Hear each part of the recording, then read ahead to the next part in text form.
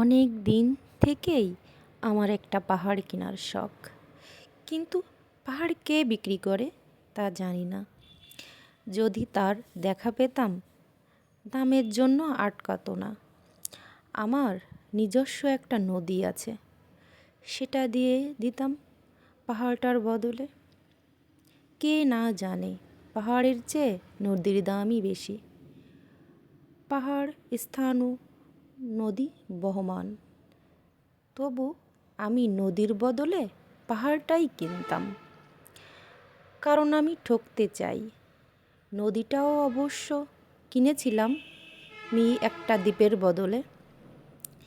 ছেলেবেলায় আমার বেশ ছোট্টখাট্ট ছিমছাম একটা দ্বীপ ছিল, সেখানে অসংখ্য প্রজাপতি। শৈশবে দ্বীপটি ছিল আমার বড় প্রিয়। আমার যৌবনে দ্বীপটি আমার কাছে মাপে ছোট লাগলো। প্রবাহমান ছিপছিপে তন্বী নদীটি বেশ পছন্দ হলো আমার।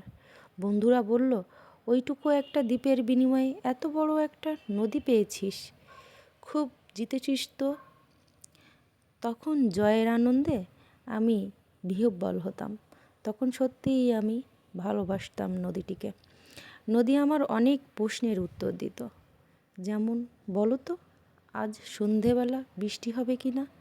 সে বলতো, আজ এখানে দক্ষিণ গরম হাওয়া, শুধু একটি ছোট দ্বীপে বৃষ্টি। সে কি প্রবল বৃষ্টি, যেন একটা উৎসব।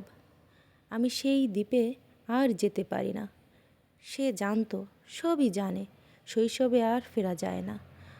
এখন আমি একটা পাহাড় কিনতে চাই। সেই পাহাড়ের পায়ের কাছে থাকবে গহন অরণ্য। আমি সেই অরণ্য পার হয়ে যাব, তারপর শুধু রুক্ষ কঠিন পাহাড়, একেবারে চূড়ায়।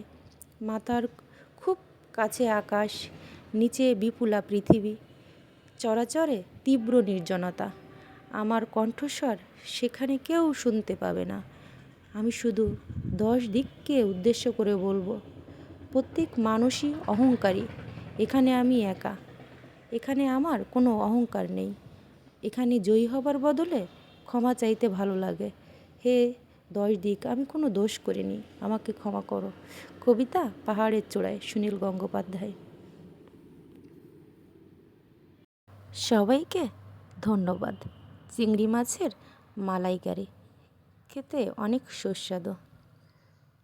রান্নাটি ভালো লাগলে অবশ্যই লাইক অ্যান্ড সাবস্ক্রাইব করে দেবেন।